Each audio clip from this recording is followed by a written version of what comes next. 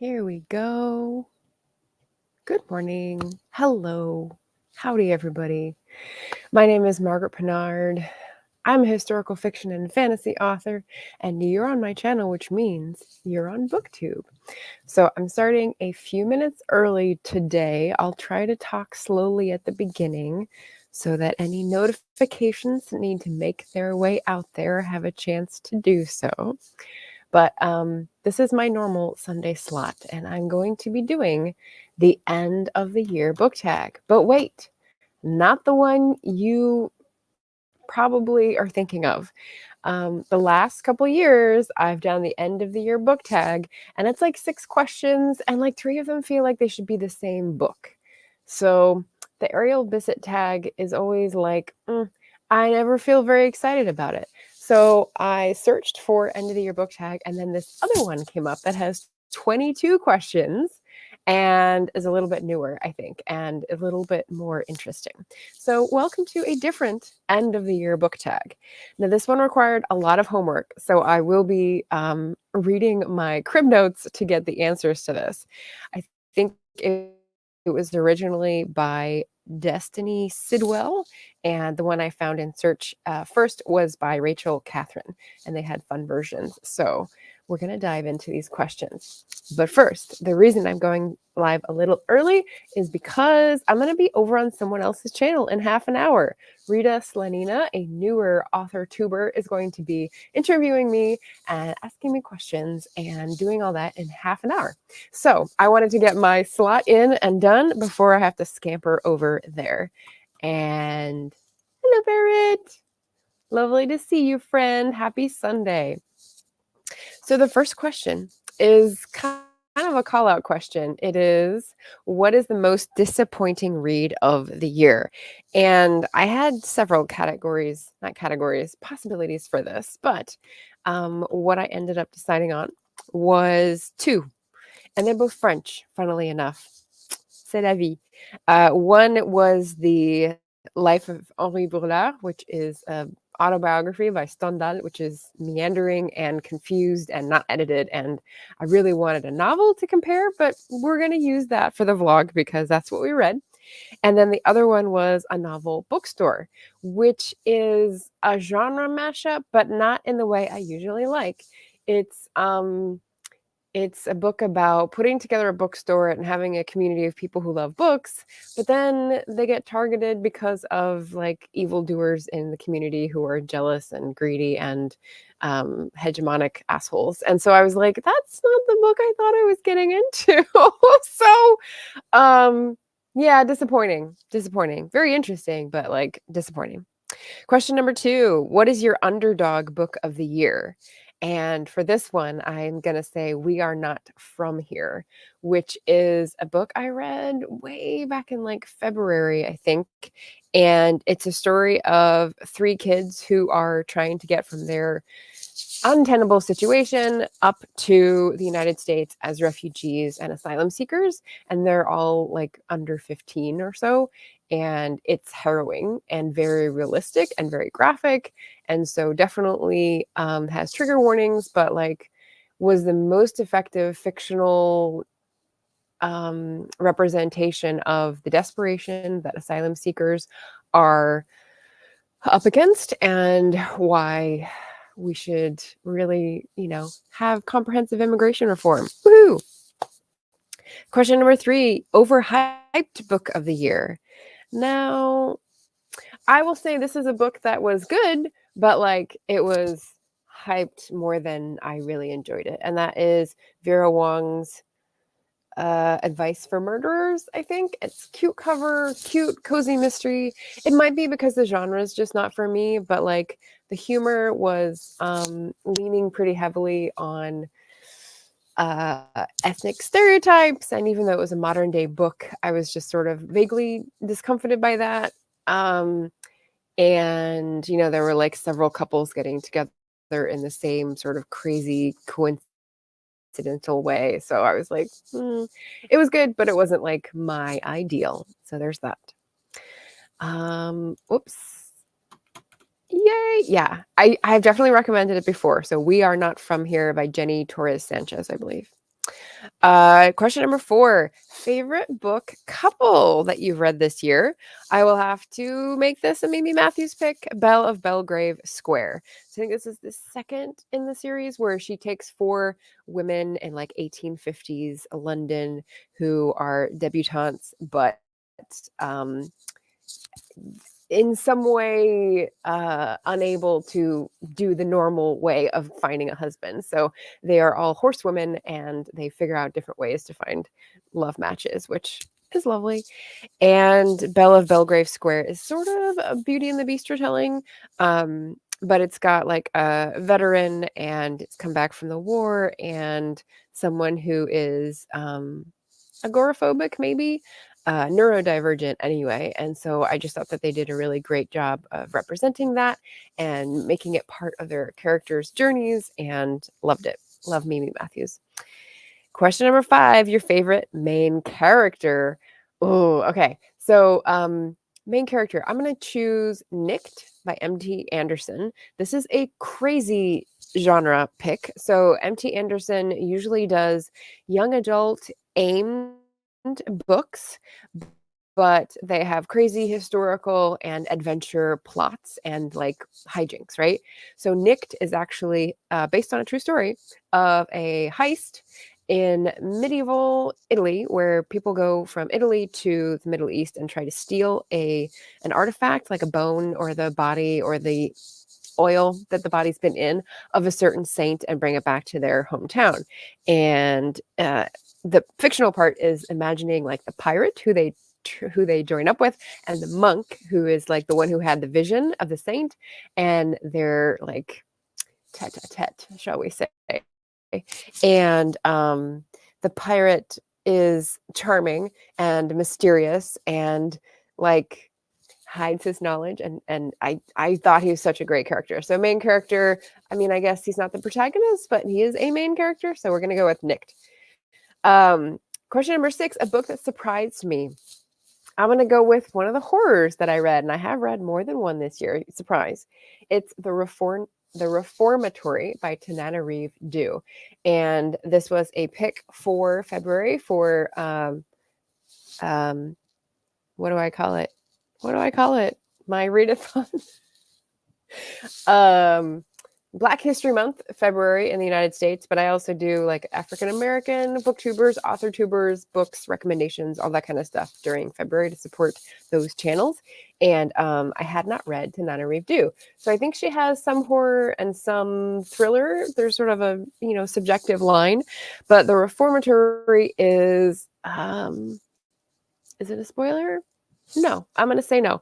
It's a ghost story that involves the souls of Black children on a reformatory piece of land. So because so much violence has been done to Black children in this setting in the Deep South, they're left there and they're sort of tormented souls. And so there's this battle between the people who are still ongoing child abusers in this place and someone who gets in who's trying to fight their way out but can see the ghosts. So very interesting setup, very like exciting, gripping, tense, very tense, and emotional book. So surprised me that it's a horror that like I could actually be absorbed in. So that was great. Question number 7, new favorite author discovered in 2024. So this was difficult because there's no easy way to sort this in Storygraph.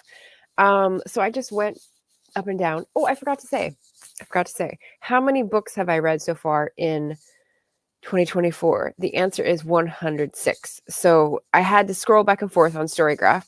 Storygraph in the browser does not like to scroll beyond like 2 screenfuls. So this was a labor of love, everybody. You are welcome. So when I was scrolling up and down 106 books, trying to figure out which ones I hadn't read before this year, I came up with several. So some I have here, and you'll see them later. But favorite new authors discovered. 1, 2, 3. So I've got 3 here. We're going to leave with one you've seen before. The book is, and I've got some sunlight coming in from somewhere. Boo. Light Rains Sometimes Fall by Lev Perikian. And this is the book where we went over little 5-day mini seasons and observed what was happening in this man's neighborhood in South London, I think. And he is a conductor who has also become a bird watcher slash naturalist writer in the past 5 years or so. But this was like when the pandemic descended. So 2020 early, like he started writing this book and then was like, oh, I guess I am only writing this book now because there's no conducting symphonies going on. So favorite new author. I'm going to try to see if I can find some other of his naturalist writing and enjoy that. This one, I'm going to read to you what I have in the review. Oh my God, how did I not read this sooner? Up until 2 a.m. And Mimi Matthews is quoted in the author's note. So, like, obviously, this book is made for me. It's Portrait of a Scotsman by Evie Dunmore. It's the third in a series, but I think it's several couples and you sort of change which one you're focusing on. So not necessary to read in order, which is good because I read the third one first. And I love her writing. She does sweeping social change. I would love to have her on my channel, but unfortunately she just had a kid and she's sort of like off social media. So I don't think she'd be receptive to that. But yeah, this is 18. What time is it? The graphics on the front do not reflect the actual time. I can't remember if this is later, actually.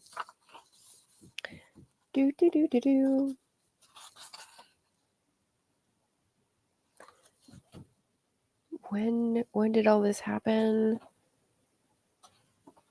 Flossie. I can't remember. Anyway, it was so good. I read it so fast I did not retain. But favorite new author discovered, and I'm definitely going to have to read the other two in the series and whatever else she writes. So Lev, Evie, and then the final one is T. Kingfisher. So she writes historical, mythological, supernatural, horror-esque. I don't know. I think she's got a varied catalog, kind of like our own Morgan Lee, whose video I just watched, and she said, I'm kind of in fantasy and sci-fi and horror and now romance. And I was like, yes, girl. So that was great. But yeah, T. Kingfisher, I think she's got multiple genres going. I read A Sorcerer Comes to Call as an ALC and loved it. It's a retelling of the Goose Girl folktale. So I don't know that one very well. So I don't think it was very true to the actual tale. I think it was just sort of like nods and allusions, which is fine. I love.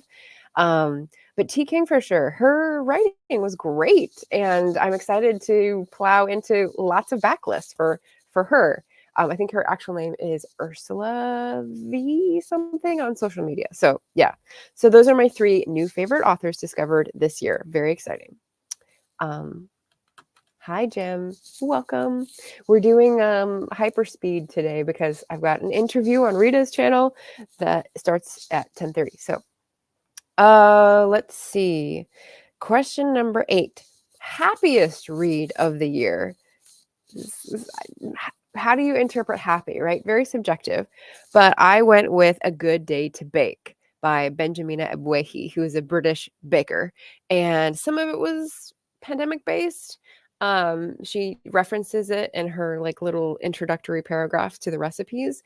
And if you've followed, you know that I like to cook and to bake with cookbooks that have those little introductory paragraphs, like just saying, I came across this because of this, or this reminds me of my grandmother, that, and giving like a personal association with the recipes, like why they're important and why they made the cut in the cookbook. So this was baking, and I love the combinations she has. I love the different criteria she uses. So sometimes it's what you have in your pantry, so you don't have to go to the grocery store because it's dangerous. Or other things, and it's seasonal, and I just loved her voice, and I love the photography, and I've made like 6 things out of this book just getting it this year, so definitely makes me happy. And if you're in the market for a baking book, Benjamina Ebwehi, she's great. Question number 9, most frustrating book of the year. So, sort of on the same vibe as Disappointing, The Secret Network of Nature by Peter Wohlenbein. Now, he's a pretty well-known nature writer, and I think he's German, so his books are translated from the German.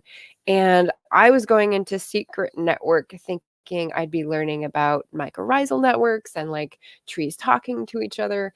And not so much. I don't remember. I didn't put it in the review, and this is like months and months ago, but I remember being frustrated because of his tone and the focus. So it's not that it was patronizing, it's just that it was like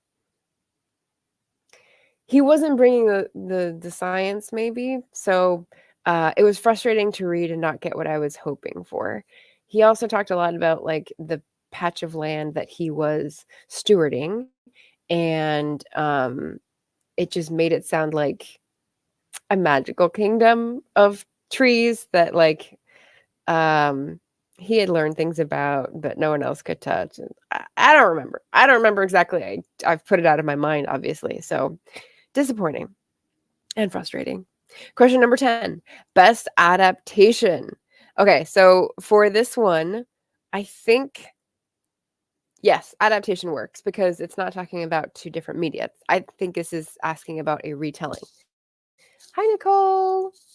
Hello, hello. I'm going to say Bunyan and Henry, which is you may have clocked it with the title, a book that uses Paul Bunyan and John Henry, who are real life figures who are sort of crafted into folk tales for America, and puts them in an adventure that is magical realism, kind of like Babel, and gives like a lot of allegorical references to how we fix our society and our relationships with each other, um, and move forward as united people, which hopefully after this year we can start doing with this election. So Bunyan and Henry, or The Beautiful Destiny by my friend Mark Cecil. It's his debut novel. So that was lovely and a good adaptation of the folktale. Question number 11, the longest book. Okay, so this requires a few caveats. The longest book was actually the autobiography of Sir Archibald Allison at 614 pages, but that was a research book, and while I read a lot of it, I did skim some of it. So I don't know if that really qualifies. So the next one after that might be Money by Zola, but I listened to that as an audiobook, so I don't really know how to compare. So then the next one after that is The Reformatory by Tananarive Jew, and that is 576 pages. I'm not a big tome reader, so that may be impressive to some, that may be disappointing to others. I don't know. Question number 12, shortest book. Again, I came down to one here, which is The Cupid Mix-Up at 53 pages by my lovely friend Penelope Leslie, who just did a live podcast this morning, which is very cool. I didn't want to interrupt or distract her because I know she puts those out, and I didn't know if she was gonna be able to talk to people in the chat, so I just listened for a while and then liked. But yeah, The Cupid Mix-Up is a cute novella. It's one of her like free reader magnets when you sign up, and it's about a Cupid sort of goddess, half a god person who gets sent to do a mission, and they mess up, and then they have to like magically, it's something to do with like luggage getting sent somewhere at the beginning. I can't remember exactly, but it was very cute love story, meet cute, and like very, very quick resolution, but it's set up for like a whole series of other couples with this Cupid person. So that was cute. Did I say cute enough? I don't know. Favorite book cover is question 13. So I have 1, 2, 3, 4. I have 4 candidates. I keep saying categories. Candidates for this category. And I have some of them here. So one I've definitely pointed out before, Light Raid Sometimes Fall, is beautiful because it's like imitating paper cutouts with the shadings and whatnot. But there's all these sort of buried hints of things that they talk about in the book. And like it yields up treasures with further study and reading the book. So I love that. Plain, just like beautiful value, this balayage, I might say, or, gradient of The Fraud by Zadie Smith. So her name is very big, but also the colors, the boldness, the nods to the heraldry. I just thought this was a bold and beautiful choice. So that was on my list. And then the other two, I will say, favorite book covers that I read this year, Rust in the Root. And I'm taking inspiration for that for my book cover, which is in process right now, which is very exciting. Rust in the Root by Justina Ireland. And I love the gold 3D font and the bold look of the character on the front. So book goals. And then finally, Tea and Sympathetic Magic. Oh, and I forgot to introduce my tea here. Tea and Sympathetic Magic by Tansy Rayner Roberts, who's Australian. And it's a frame of a woman sipping a tea cup and looking sidelong at the viewer. And I just think it's so mischievous and canny and a good setup, because it was a short book, but I think it's setting up a longer series. And I liked that it's a young woman who's breaking taboos, and she's going to set up on her own and do her magic no matter what people think. So it's definitely intimated all in the look that the character has, which I thought was great. Question 14, a book you haven't stopped thinking about. So I've got two here. Nowhere Exactly, which I've talked about extensively. It's a nonfiction sort of memoir of essays where Vasanji is talking about his origins, his ethnic identity, his place in the art scene in Canada where he lives, his identity as an artist, his identity as someone who is in the Indian diaspora, what it means to be Indian, what it means to be Muslim, what it means to have religion as an idea in a that's not where it originated, and the religion has gone on to mean different things. It's so fascinating. So it's called Nowhere Exactly by, I can't remember the first name, but Vasanji, and he's Canadian. And he's just, I really enjoyed it. And Payback by Margaret Atwood. So did you know Margaret Atwood wrote a nonfiction book about debt? What? Right. So this is from 2008, published in 2008, which means she called before it happened, the 2008 crisis / depression. And she's basically taking the theme of debt and turning it on its head.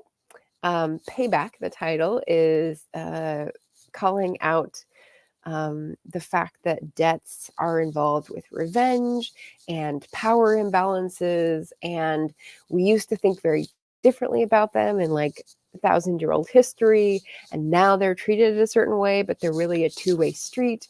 Just lots of short essays thinking about different aspects of debt. And so I just thought that was fascinating as well. So my mind did not stop thinking about that. I thought it was great.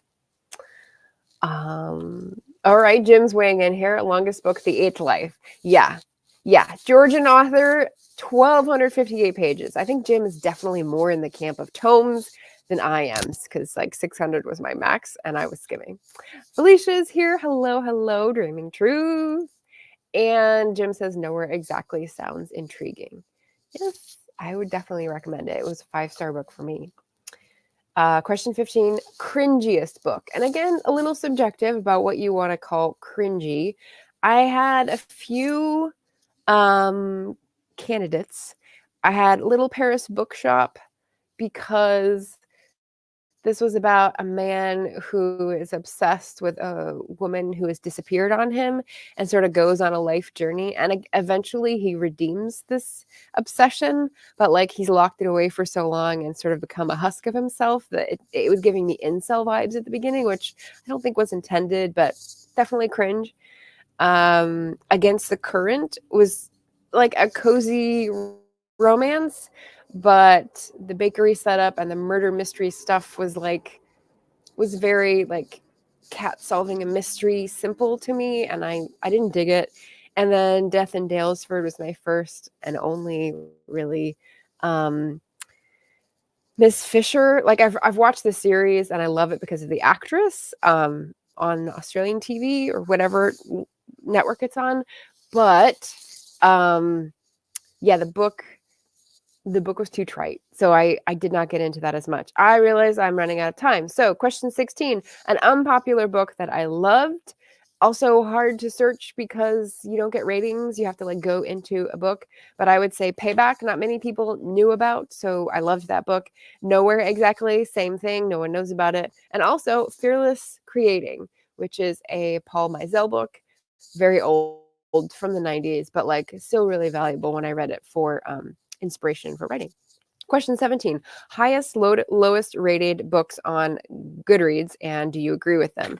So again, I did my homework on Storygraph, but it doesn't, 2.75 is my lowest rating for any book and this year, and Come Rain or Shine was a romance that I just found disappointing. People liked it more than I did, so no, don't agree. Also, Half Earth Socialism I was excited to read, but it widely varies from 2 to 5 stars, so I don't think my rating agrees.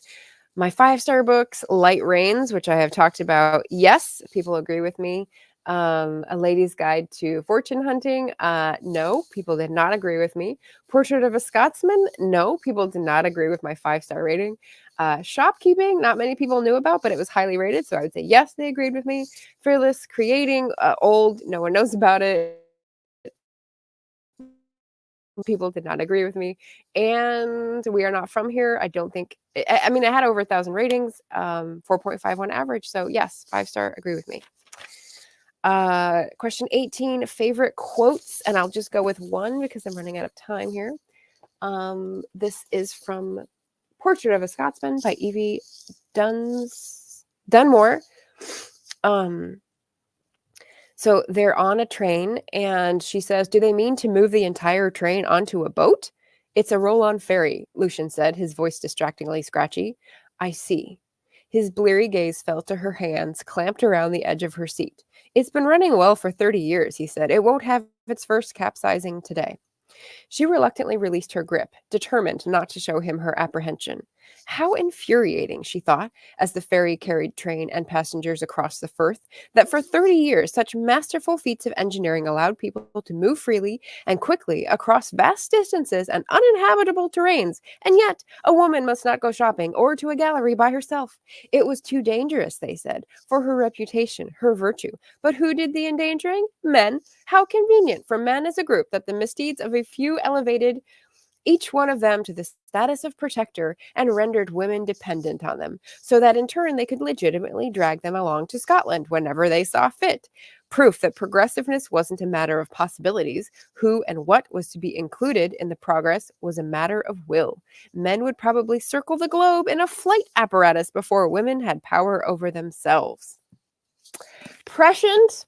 I don't know. I think it's a very on the nose. I love that. I love historical fiction nodding to our present day woes and worries because it's good. Favorite quote. Question 19. Most unique concept definitely goes to The Mars House by Natasha Pulley. I just had Natasha Pulley on my channel for my first Good Fight Friday, so I'll pop a card up here to indicate that. The Mars House is about, and I have to go very soon, so there will be a part 2 to this. The Mars House premise is that the Earth is drowning. We've set up a colony on Mars. The people who have been there for 8 generations have mutated, and the new people who are coming as refugees from Earth as it gets worse and worse are physically different from those who have been on the colony. So there's a power imbalance, and there's a political struggle in this Mars colony, and various villains and heroes in the game. So yeah, I have 20, 21, and 22, and we will continue those at another time because I don't want to disappoint Rita. If you would like, follow me over to Rita's channel where she will be springing the hard questions on me. And thank you, everybody. I'll continue this tag later today, maybe. We'll see. Okay. Thanks everyone for watching, and I'll either see you at Rita's or see you in part 2 of this tag. Sorry that I did not get through it. It was so fun getting through these questions, but I will see you again soon. Bye, everybody.